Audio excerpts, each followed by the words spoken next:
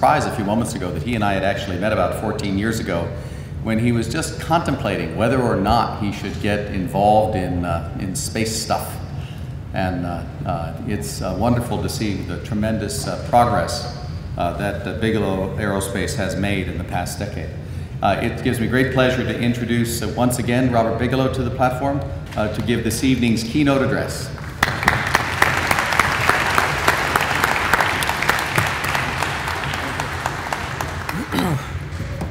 This is my first time to this facility, and what a magnificent building this is.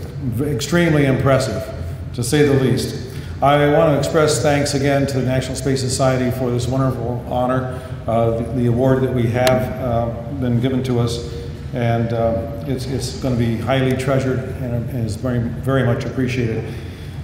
I have some slides, and I know the hour is getting on, and I'm told I have about 30-35 minutes. I have some slides that are going to cover 3 different areas, and I know that some of you are not familiar with the expandable systems.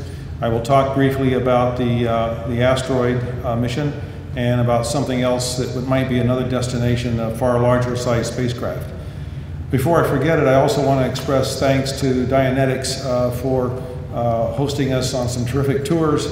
And I really appreciate that, so my thanks to Tom and Steve and Tim. Thank you very much. May we have the first slide, please? For those of you in the back, I will read along here with you. The designation of BA330 means that it's 330 cubic meters, and to put that into perspective, the International Space Station is 1,100 cubic meters. So this is about 30% of the size of the entire station. These are expandable systems. Our heritage is from the NASA program, TransHab, which we took over after their funding was cut. Initially, it was funded by Congress and promoted by NASA as a Mars habitat, for habitats that be used to venture to the planet.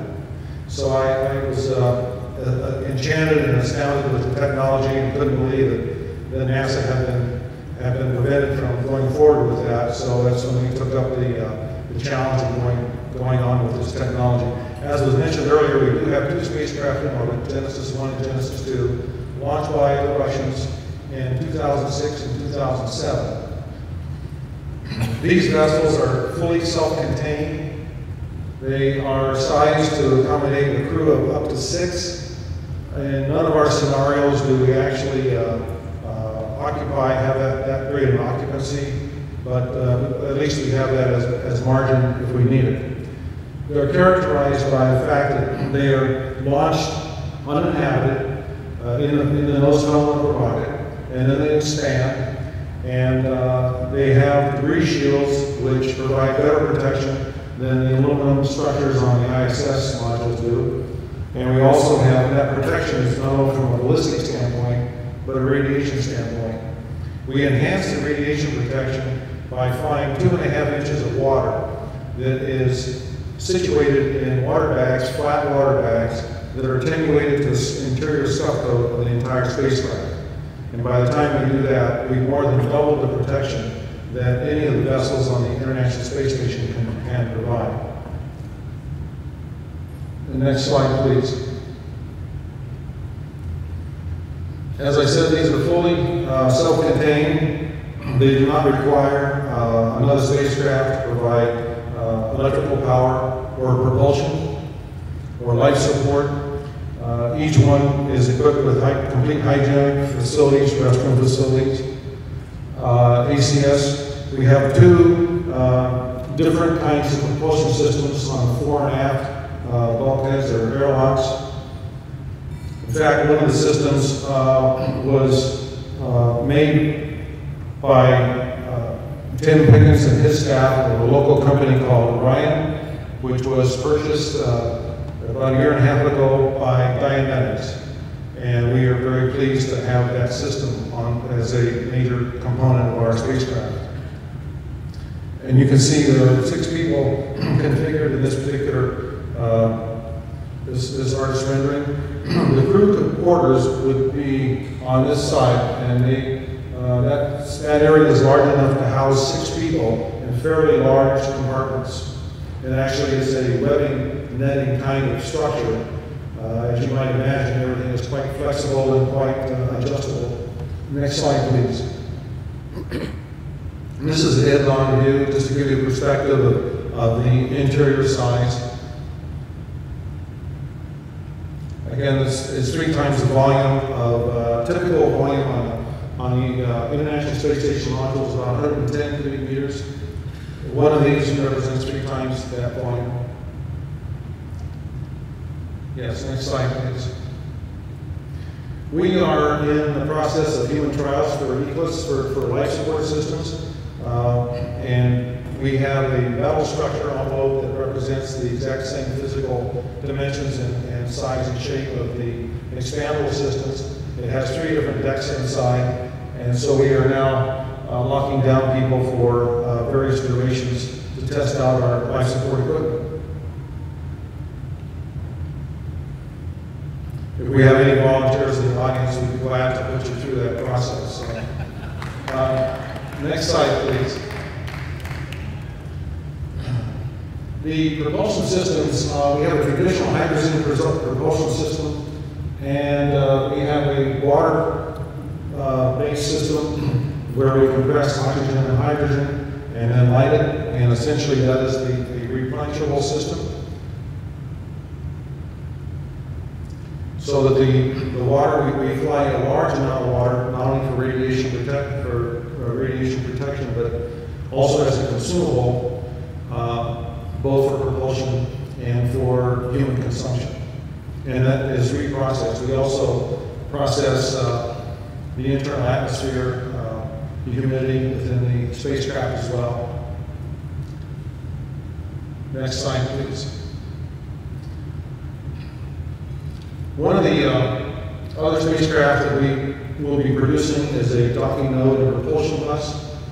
The docking node is a very important spacecraft to us because it provides a number of things. It provides the intersection to add on in a tinker-toy kind of fashion other geometries for stations. So you can attach these in a linear fashion, which you'll see in a minute, or we can configure them in other kinds of geometries. And so those ports are very important. In addition, for EVA purposes, this is the EVA hatch on the docking node. We can accommodate CTVs or other expandable systems on the other ports. The primary mission of the node and propulsion bus is to attach itself. The bus itself the purpose is to attach the node to a habitable system. And then secondarily, the propulsion bus provides electrical power and prop to provide reboost to the habitat or to a larger group of habitats. The amount of prop that we have in hydrogen enables the 330 to be a chaser, so that if there is a disconnect and for some reason a malfunction in the bus, to be able to push the node to successful docking, the 330 can also approach the node and try to accomplish that same task. Next slide, please. So we can fly these in single mode or dual modes, as they each are completely standalone spacecraft. Next slide, please. So this represents the intersection configuration. This is in a linear fashion. And of course, we're going nowhere without transportation. That's one of the things that we've had to do in our company for a long time, is throttle back and forth our own progress according to the progress of transportation. So we're really excited about what's currently going on with the success of the different companies, and with NASA's support of CCGov is absolutely crucial to our company, but more importantly, it's crucial to the United States of America.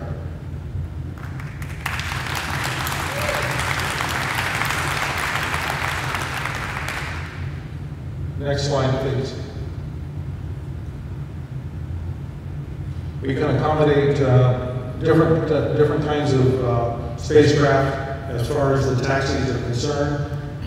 To give you some idea of the frequency of traffic, which translates into the number of spacecraft that need to be manufactured and the number of rockets that it takes to lift them back and forth, and eventually translates into jobs. One of our modules requires in a minimal, in any of the scenarios we have a lot of different kinds of traffic depending upon the nature of the customer. But our minimal requirement is 4 flights a year for one module. We like to rotate out all crews every 90 days to increase the length and duration of the careers of astronauts and participants. So we have 4 crew dockings, four taxis that we need per year. If we have 2 modules, we would need 8. If we had 10, we would need 40 separate launches per year, be they in an accumulation as a multiple station or in a onesie-twosie kind of fashion, in a more singular kind of destination. NASA needs to have more destinations than what it presently has. NASA needs to have more targets for the CCDF companies to go after. It's not healthy if there is only the ISS as a destination. There are at least 4 viable companies that may succeed, and we all hope that they do. But they have to have adequate business to sustain them. The ISS alone isn't going to do it.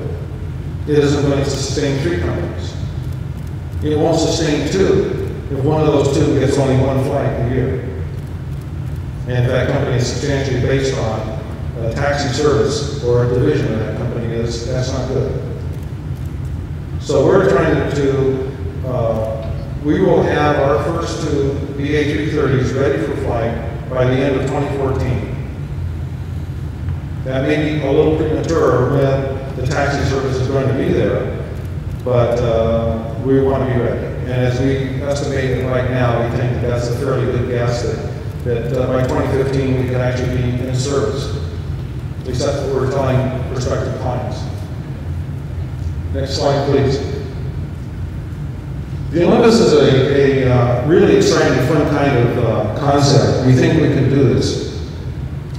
2,100 cubic meters, almost twice the volume of the International Space Station. Crew of 16 is not mandatory, but it's a comfortable number. And we can accommodate 16 in this. What you see on the table there in the middle of the room is a 5-deck situation as to how we conceive some of the activities on board this kind of structure. Next slide, please. With 6 people inside, they kind of get lost. That's how big that structure is.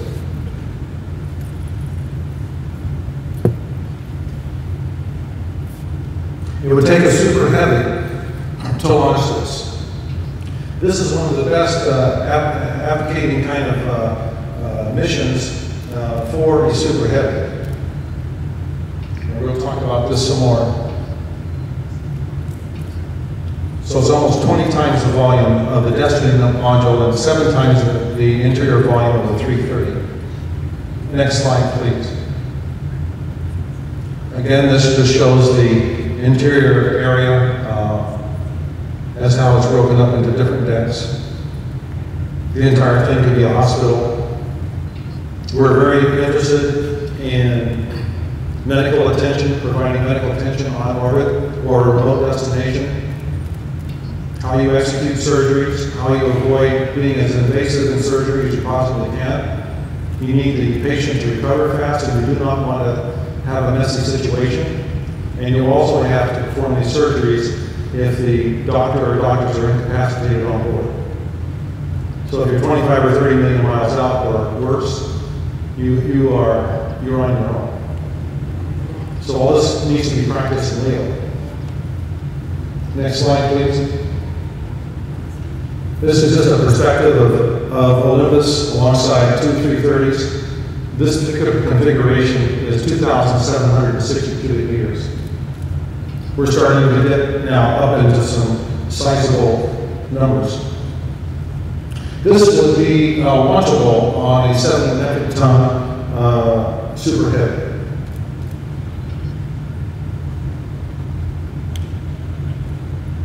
George Sowers of ULA says that they can modify a Delta IV into that launch capability, at least 70 tons, 70 metric tons. Next slide, please. You've all seen this rendering before. When I first saw it, I was struck by some things that didn't seem to make sense to me. One is a violation of the fundamentals of safety, and that is there's no buddy system on this. You have one person out here on this asteroid, and this speaks that there are too few people involved in the mission on something so dangerous. The second thing that struck me is that I don't know how he or she gets out of the spacecraft. There's no EVA hatch. APAS is too small, even if they backed away from each other. You certainly aren't going to open the side hatch and expose everything inside one of the Orions to the vacuum. So I don't know how they do that. The more serious problem I had was the fact that for two people, for 6 months, it takes 4,500 pounds of consumables. And physically, there's not enough room to accommodate spacesuits, EVA backpack, 4,500 pounds of consumables, a toilet restroom kind of facility, which I doubt is probably very large. But you really don't have a chance of people surviving, I don't think, for 6 months on an Earth return mission. So what we did is we kind of came up with our own little scheme. Next slide, please. That's an expandable system attached to an Orion and a service module. And this is the AVA hatch, docked to the node, as I mentioned before. And this would be for a crew of 4, which would provide a chance for people to be alive when they came back to Earth, even if it were a 6-month mission. But this is a mission that you probably only do one time. And that's not really what we're looking for as an industry. We're looking for missions that we can repeat and repeat and repeat and repeat, that have enough purpose to them that they make sense. So that they are perpetual. They're not one-off situations. Next slide, please. Okay. So my point is, I feel that if we were to go back and look at the BA 2100 versus the Olympus spacecraft, to me that has a lot of purpose in creating a raison d'etre for a super heavy. I would like to see one of those in Leo. I'd like to see one in L1. And I would like to see one at about the 25 to 30 million mile mark as a destination. We haven't traveled very far at all from the shores of Earth, hardly barely put a toe into space. So 25 to 30 million miles is a lot to us. It's not really all that far, but it is a serious distance in survival. At 25 million miles, a communication from Earth takes 2.25 minutes to be received. At 30 million, it's about 2.6 minutes before you receive it. You are really on your own. So that would be used as a way station, as a depot, a hospital, a rest stop, whatever, for future missions to Mars. And you might imagine there would be other of those kinds of structures in some sort of linear fashion where eventually they line up for a Mars mission, and you have those kinds of way stations. So those are some ideas. I think we, as a company, we definitely have ambitions to be participating in lunar activities or Mars activities. We'd love to partner with NASA or other companies in these kinds of activities. One of the speakers earlier mentioned a number of things that space was about. I frankly think there's one component that's been missing for 40 years. The 67 Space Treaty was necessary because of the circumstances. But I think the word ownership is missing also. Ownership is a tremendous driver for people to take an inordinate risk with their lives and with their capital.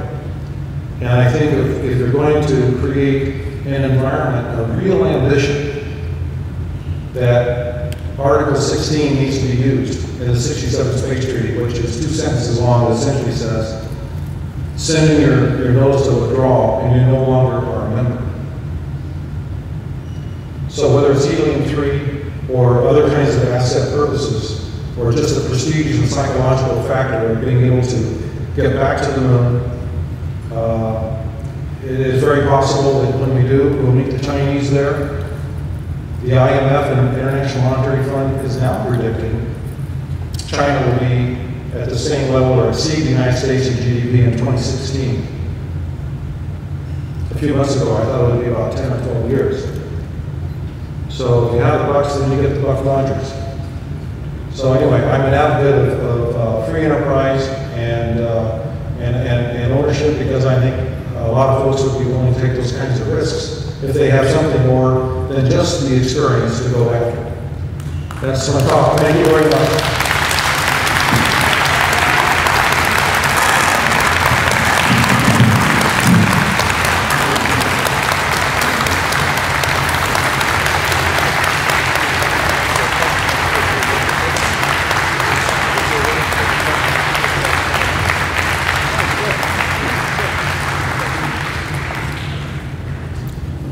I was just informed that maybe someone had a question or two, and I'm certainly willing to answer anything that I can. If there's a microphone in the audience there, or just speak up and shout if you want to. No? Oh, yes.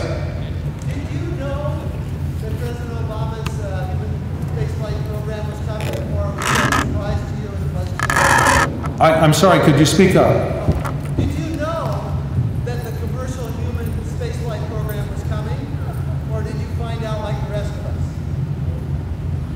Are you talking about the CC-Dub program? Yes, yes. Do you know in advance, or did you find out the same way I did?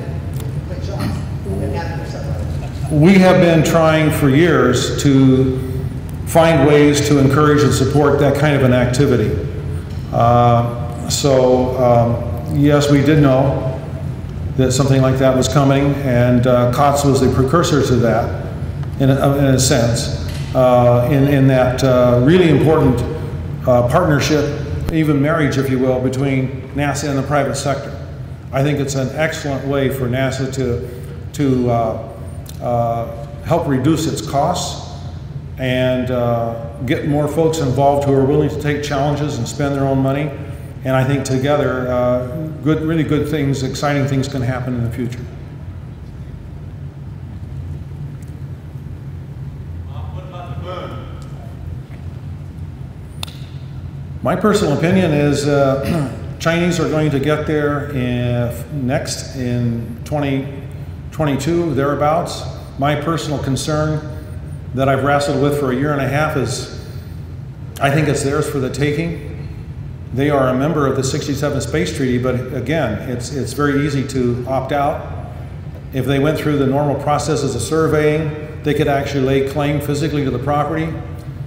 The psychological impact would absolutely be hugely profound, not just for any Chinese person on the planet, but for everyone else besides. It would set them apart to actually own that body. It may take 5 or 6 years to execute that, but what makes it a perfect storm is you could never convince this Congress and this Senate that such a thing would have to be headed off, that it was going to be a reality. So by the time they got there and they started to perform that, it'd be too little too late. And they will acquire the technological capabilities. Chang'e 1, Chang'e 2, Chang'e 3 are all about that. Their regolith mission, return mission in 2017 is about that. Their influence globally, you don't kick sand in the face of a nation that's already as powerful as China is. It deserves an awful lot of respect. and they certainly have the ability as a country to maintain focus for a long period of time. That makes them very interesting in a 10 to 15 year time frame picture to me. So I really look for that probably to occur. If it were to occur, then I see Mars as being looked upon as a much more serious target in a different kind of way.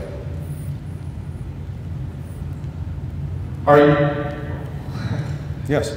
Are you satisfied at this point with the relationship that NASA has with the commercial sector? Do you have any suggestions for improvement in that relationship, or are things going about as well as they can right now? It's been slow for a lot of us. It's been a slow process. I think the more dynamic a change is, the more difficult it is to undertake. Change always is a threat or a concern to certain folks, but I do believe that the administrator, Charlie, understands it. Lori really understands it. That's super important. The leadership of NASA is fully behind it. I see it's a win-win for NASA, win-win for the country, and I think, frankly, if we don't do it, we're going to be habitually trying to create partners with people overseas. Why not create the partners right here in America?